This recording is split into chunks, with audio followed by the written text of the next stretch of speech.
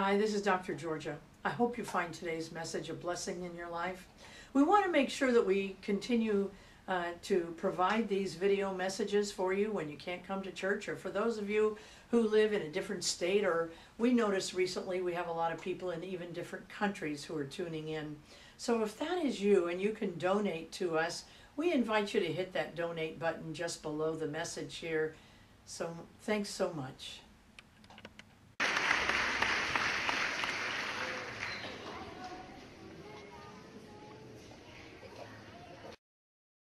All right, let's get started. Put your hand over your eyes. I open my eyes to see the spiritual truth today. Open my eyes to see the spiritual truth today. Over your ears, I open my ears to hear the spiritual truth today. Open my ears to hear the spiritual truth today. And over your heart and extend out your arms. I open my heart to receive the spiritual truth today.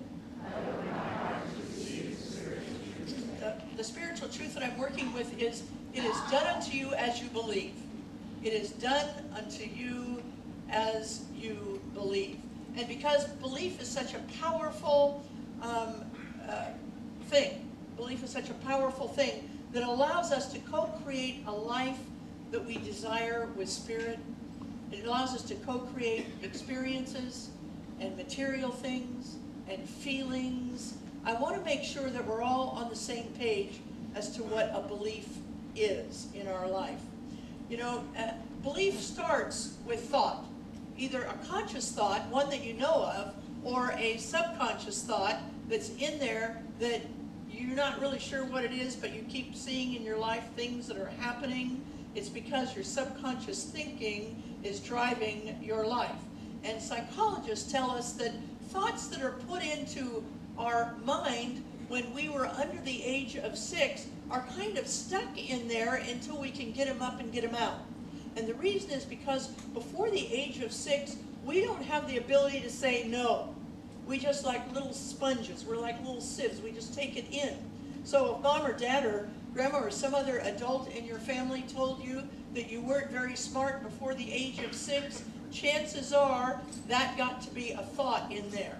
If they told you you were kind of clumsy, that got to be a thought in there. If they told you that you were pretty, that kind of got to be a thought in there. So whatever that thought is, it's also, along with your conscious beliefs, is driving you. You know, I can remember my mother saying to people, don't put that thought in her head. And what she was talking about is maybe somebody was saying something that she thought might scare me, and she didn't want that thought in my head. Or maybe more often with my mother, it was she thought I was getting too big for my britches and she didn't want that thought in my head, so she would say. But either way, that thought was planted. And that thought, like all thoughts, are the beginning, you know, the beginning of beliefs. But they are not beliefs themselves. They are simply thoughts, which are the beginning of beliefs. You know, if all of our thoughts turned into beliefs immediately, we'd all be rich, we'd all be healthy, we'd have tons of intact relationships with our romance and our family and our friends. But not all thoughts are turn into beliefs right away, and that's a good thing because all of our exes would have less than fulfilled lives if all of our thoughts were immediately turned into beliefs. But here's the thing. You can have a thought without having a belief, but you cannot have a belief without having a thought. A belief is a thought that has been tested by all the external evidence that appears real, and you still believe it. See, if you believe in wholeness, no matter what diagnosis that you're getting right now, you have a belief. If you have a belief in abundance, no matter what the television station, CNBC, or any of the other news programs that deal with money are telling you, you still believe you're an abundant person, you have a belief, not a thought, but a belief. If you have a belief in harmony, no matter how many stressful relationships you've been through in your life, you have a belief, not a thought, but a belief in your life. But until we can get to that level where it survives false evidence appearing real or our fear, until we can get there, We don't have beliefs. We simply have thoughts. Now what we want to do with our thoughts is we want to keep them. We want to work with them every day. We want to affirm that they're the truth. As Alfredo's prayer said, we want to affirm that's the truth of who we are. We want to keep working with it and working with it and working with it, and we want to expect that this thought will turn into a belief. This thought of abundance, this thought of harmony, this thought of peace, this thought of creativity will turn into a belief because it is done unto us as we believe. Now, I want to make sure this morning we take a little deeper look into this because sometimes I worry about soundbite spirituality. And sometimes things like it is done unto us as we believe can then turn into soundbite spirituality. And that's not how we roll here. That's not what we want here. We want you to become spirit scholars here. We want you to become successful spiritual scholars. Not so that you can walk around spouting all of the scriptures, whether the scriptures in the Bible or the Quran or the Bhagavad Gita or the sutras or wherever it comes from. We don't care how much you talk about it. We want you to live your belief system. We want you to live spiritual truth in your life. We want you to walk around, we want you to spout spiritual truth so much so that when you walk around, you can love folks who are easy to love, and you can love folks who are hard to love, and more importantly, you can begin to allow yourself to be loved. I'm so worried. I get so sad sometimes when I see how much we're protecting ourselves from love because we're afraid we're going to be hurt. And so we hide, we isolate. Either we're too busy to be loved, or we're too in our cups from alcohol or drugs or TV or whatever it is that we're keeping people away from us because we're afraid to feel the love that is available to all of us. See, spiritually successful scholars, they don't hide from love. They don't hide from giving love, and they don't hide from receiving love because they understand that love is risk-free if you love unconditionally. If you love unconditionally, love has no risk. It's only when we put a condition on it, and somebody doesn't meet that condition, and then we get hurt, and then we back up, and then pretty soon we're somewhere we shouldn't be. But if we understand that love is unconditionally given and received, we're out there just love on legs, just moving around, love, love, love, love, love. That's all we are in our life. See, spiritually successful scholars, they don't hide from, they don't sit around and just spout abundance.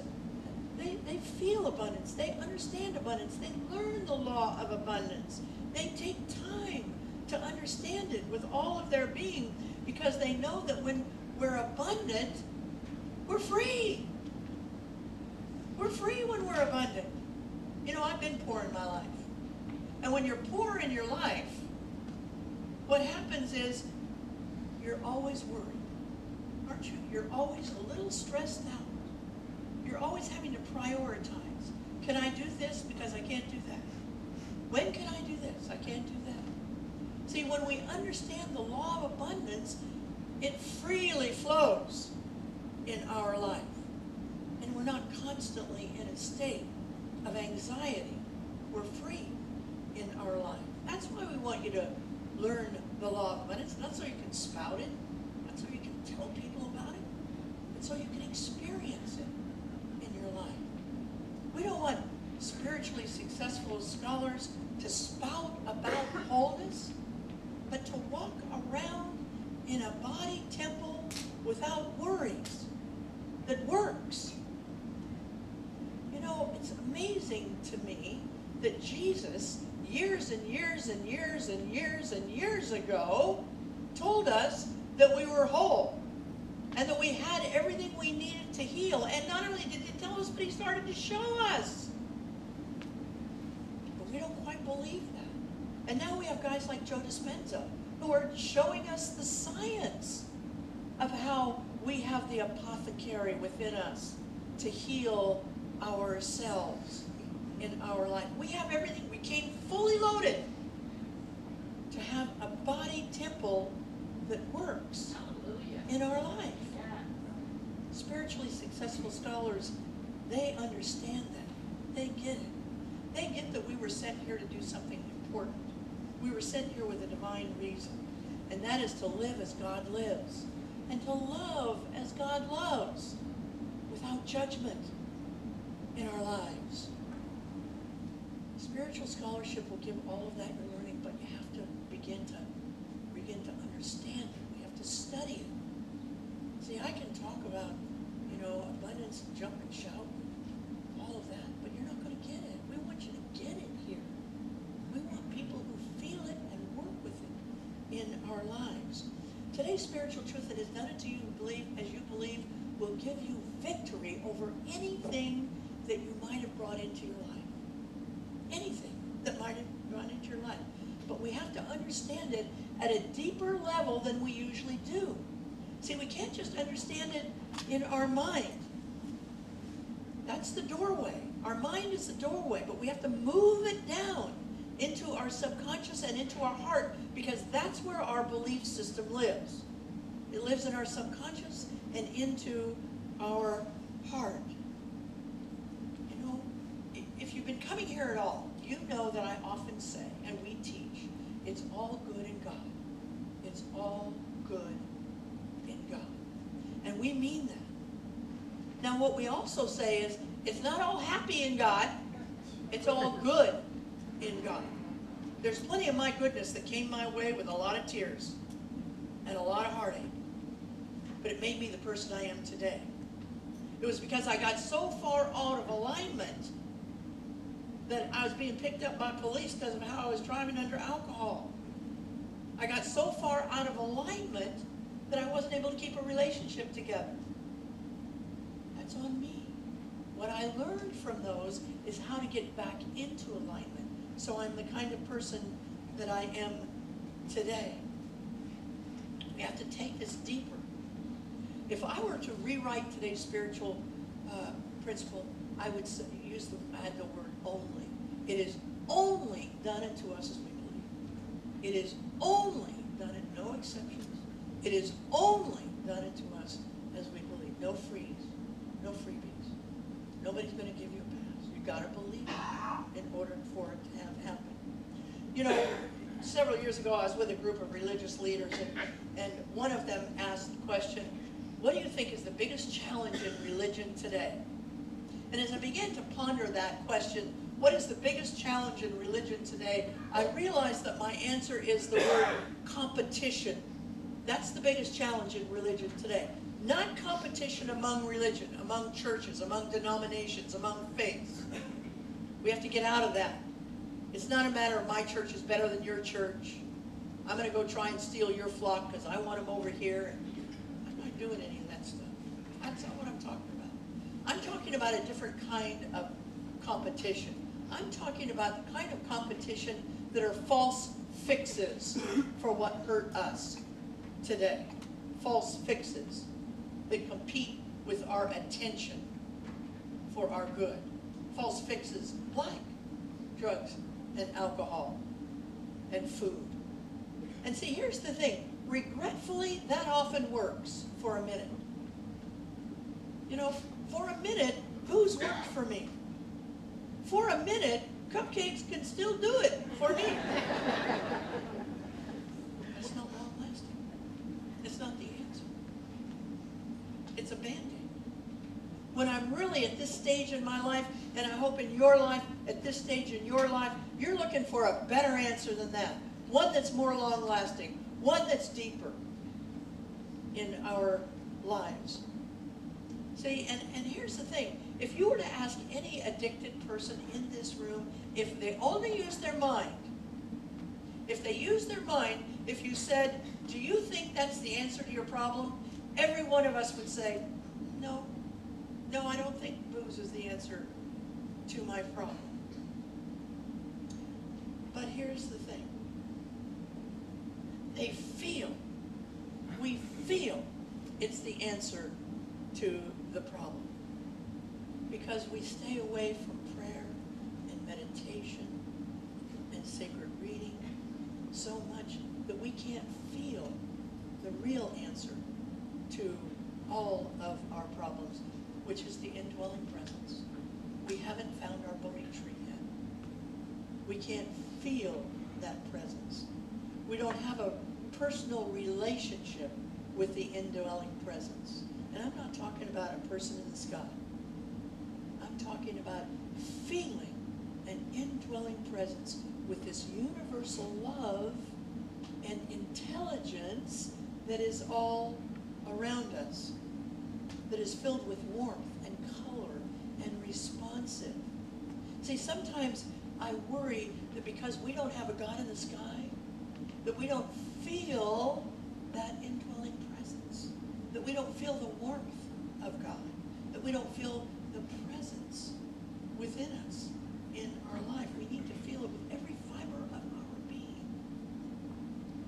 And by feeling, I'm talking about believing. Believing with a state of conviction that you can't talk yourself out of, and nobody else can talk you out of it either. Feeling that indwelling presence will override anything your human eye can see or your human ears will hear. Let me say it again. Feeling the indwelling presence will override anything that your human eye can see or your human ear can hear. Some of you have experienced this feeling. You know, you're out with your spouse or your best friend, and all of a sudden they're having a conversation with somebody else that's really deep. And all of a sudden this feeling of jealousy comes over you because you're thinking, why aren't they talking to me that deeply? Why is this person hearing? I know, I see some of you know that feeling. And all of a sudden just you're washed over with jealousy and separation happens. And now you're cooking for a fight when you get home. All that stuff. If you feel no, baby, not us.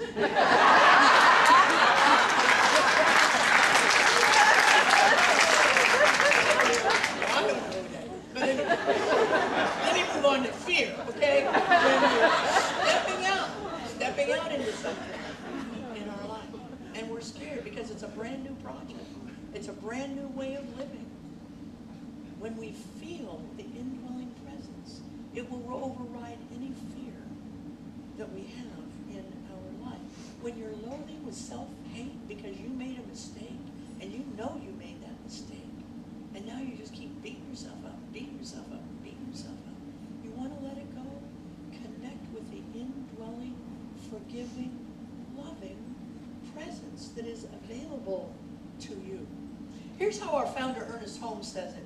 He says, Ernest Holmes says, we believe in the direct revelation of truth through the intuition and spiritual nature. We believe in the direct revelation of truth through intuition and spiritual nature. You have it. You already have it all right now. I'm glad you're here this morning. I'm glad those of you who are in classes are here in classes. But be clear here, you have it anyway. Coming here and going into classes simply is to help. We help you reveal that which you already have inside of you. You have it. It's already here. You're fully loaded in your life. See, Ernest Holmes wrote it in a churchy way, but here's what he was saying. If you have a direct revelation from God through your own spiritual nature, through your own intuition, you will always know what you need to know. You will always know what you need to know. God will always tell you every time. But you have to be willing to ask and sit in the stillness. Don't help God. God doesn't need our help. We sit in the stillness and hear what God has to say. But that indwelling presence will just come up into our consciousness. And you know what? God never minds repeating God's self. God will tell you as many times as you don't listen.